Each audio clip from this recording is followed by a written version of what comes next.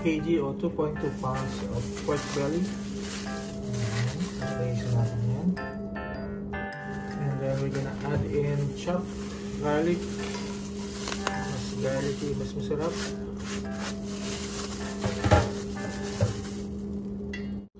Some fish sauce, patis, adjust according to your saltiness preference. Also gonna add some ground pepper, seasoning of your likings. Gonna give it a good mix.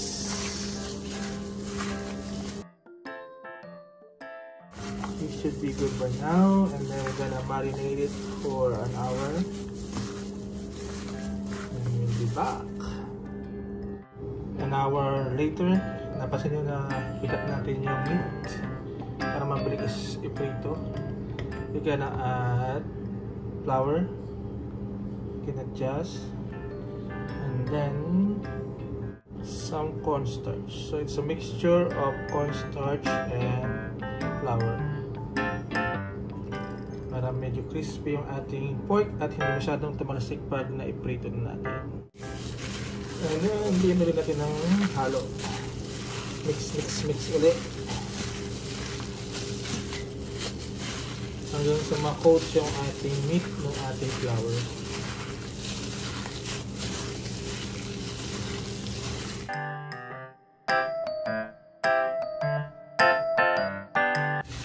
Ito na yung ating meat.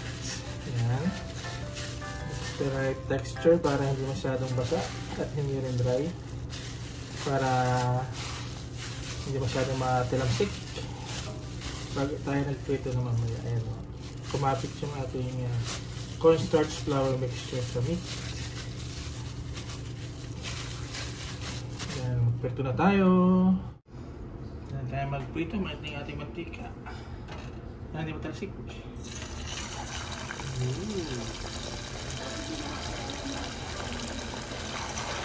Ayan na ito kakainin mo.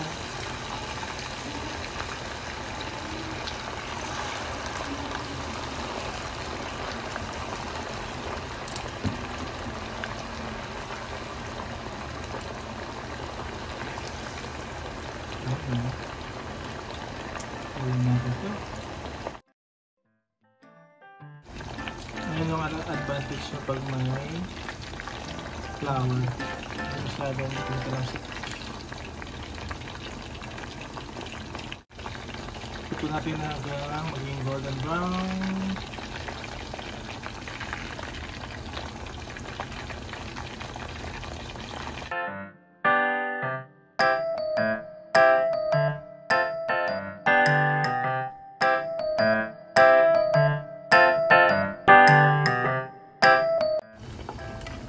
So,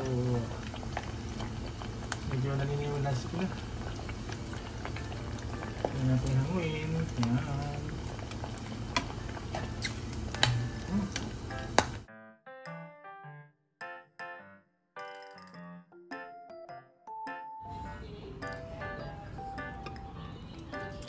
Crispy.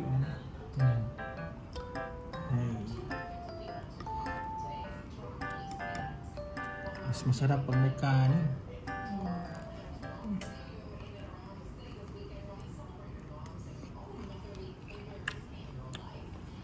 Very soft.